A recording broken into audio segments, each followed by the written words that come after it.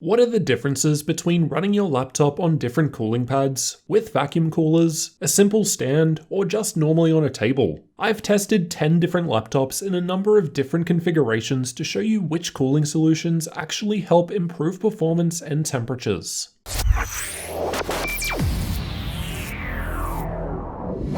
Let's start out with a brief look at all of the different cooling options we'll be looking at here. You can find updated prices for all of them linked in the description. I'll be testing with nothing, so just the laptop sitting on a table, which will be the baseline. I'll test a basic metal stand which just raises the machine up off the table. This should allow more air to get in below the laptop, which is where air is pulled in. I've got 3 different cooling pads, all from Jarrod'sTech. Cooling pads raise the laptop up like the stand, but they also have a fan which blows cool air into the bottom of the machine where the air intakes are in the laptops I'm testing. The cheapest of the 3 is the V20 at just $20. It's got a 200mm fan and the design is pretty basic. The laptop sits on top and you plug it in via USB. Next up is the A23 for $5 more. It's got a smaller 120mm fan, connects via USB, however it has legs at the back allowing you to choose from 3 separate heights. In theory, being higher should improve airflow. I've tested it with the legs out at maximum length. The third cooling pad is the massive 20 RGB, and this is the one I've had the longest. I use it in all of my laptop reviews during the thermal testing. Like the smaller V20, it's got a large 200mm fan. However, the pad itself is larger and supports bigger laptops. Oh, plus it's got RGB lighting, which will undoubtedly boost performance.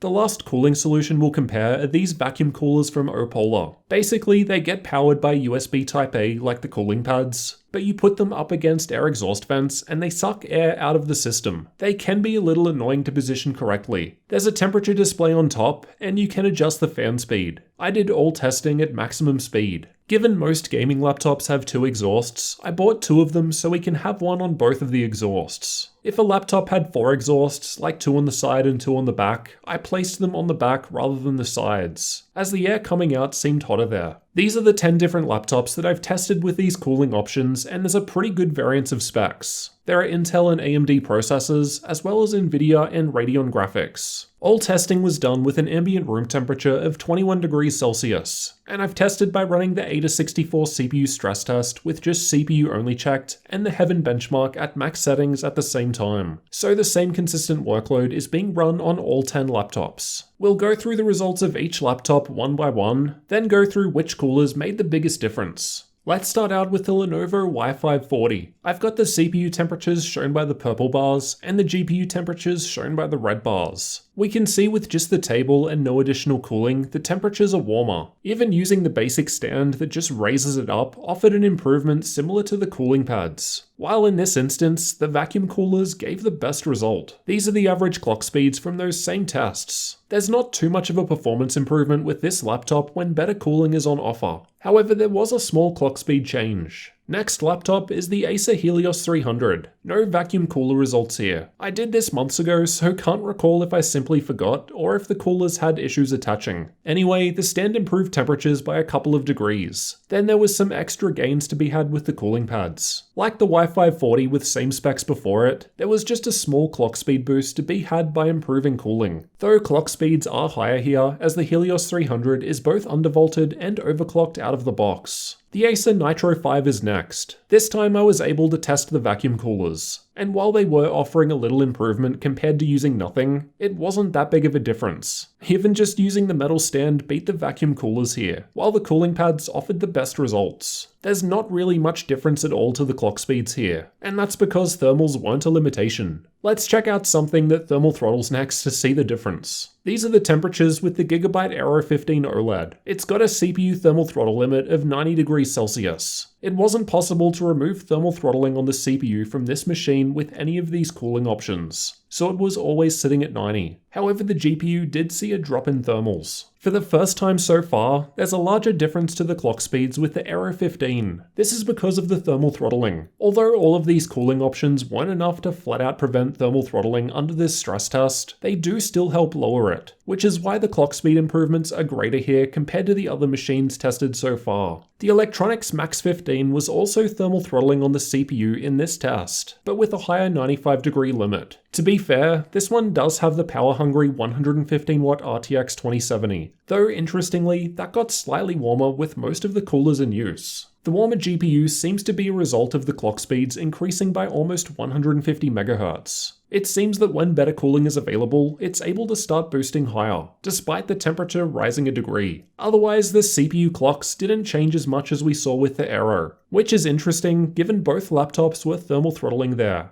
so less of an improvement to CPU performance comparatively. And now for something completely different. The MSI Alpha 15 uses both AMD processor and graphics. It wasn't thermal throttling, however the cooling options were able to give us a nice improvement. 5 to 6 degrees lower on the CPU and 4 to 5 lower on the GPU. As there was no thermal throttling, it's not much surprise that the clock speed differences were fairly minimal on this laptop. The Asus Zephyrus GA502 is another Ryzen-based laptop. However, this time it's paired with NVIDIA graphics rather than Radeon. All of the cooling options helped. However, CPU temperatures only lowered 1 to 3 degrees, but the GPU saw a bigger 3 to 5 degree drop off. The clock speed differences were quite strange here, basically zero change to the GPU. However, with any cooling added, there was a significant improvement observed to the CPU performance. The power limit of the Ryzen 7 3750H was sitting at around 22 watts with the table, but with all coolers, it was able to boost to 35 watts. So it seems that the power limit dynamically adjusts if adequate cooling is provided. Next is the Dell G3, and there were excellent improvements here, with up to a 10 degree improvement on the CPU and 11 on the GPU with the biggest cooling pad in use. Although the vacuum coolers weren't quite as good as the cooling pads, they still did better than the stand. Again, like many other laptops tested here, there were some clock speed improvements as cooling improved, but they were small as there wasn't thermal throttling taking place. The Razer Blade Pro 17 was the only 17-inch laptop featured in this roundup, I'm just now realizing. There were some minor improvements to be had with the cooling pads, but interestingly, the best results came from just using the metal stand with no extra fans. The Blade Pro 17 has 4 fans inside it already, so it's a bit unique. With cooling pads, there's some debate with regards to blowing extra air into the laptop. Depending on the machine, there's the potential for it to result in the internal laptop fans performing worse. And this seems to be the case here. As a result, the clock speeds with just using the plain old simple stand were the highest. Granted, the differences were small either way. I wasn't able to use the vacuum coolers with this laptop due to there being no external exhaust vents to latch onto. Next up is the Lenovo L340. Again, no vacuum results unfortunately, as there are no air exhaust vents to connect them to. The CPU has a throttle limit of 85 degrees Celsius here, which was consistently being hit regardless of cooling solution. However, there were some pretty big improvements to the GPU, with up to a 10 degree drop with the biggest cooling pad. There were some pretty huge gains to be had from improved cooling in terms of clock speeds. As that lower 85 degree throttle limit is always being hit, improving the cooling will increase performance by lowering the amount of throttling present. Now let's look at the average temperatures for all 10 laptops, with the exception being the O-Polar vacuum coolers which had 7 data points, because I couldn't test 3 of the machines. The key takeaway seems to be that doing pretty much anything, like just raising the back of the laptop up as the metal stand does, is enough to make most of the improvements. Although there was a difference between the 3 cooling pads, it's super small, which seems to confirm my suspicion that all cooling pads are more or less equal in terms of performance. Which makes sense given they all perform the same basic task of blowing some air. The vacuum coolers did quite well in terms of CPU temperatures, however there was a smaller difference to the GPU compared to other methods. These are the average clock speeds for these same tests. Given the clock speeds vary a fair bit by machine, it's hard to compare the vacuum cooler here due to having less data points. But with the machines we were able to use it on, the clock speeds weren't great comparatively. Better results were seen in terms of performance just by using the stand, while again the cooling pads made the largest difference. Next, let's have a listen to how loud all of these different cooling methods get. Given most of them blow additional air, some extra noise is going to be expected.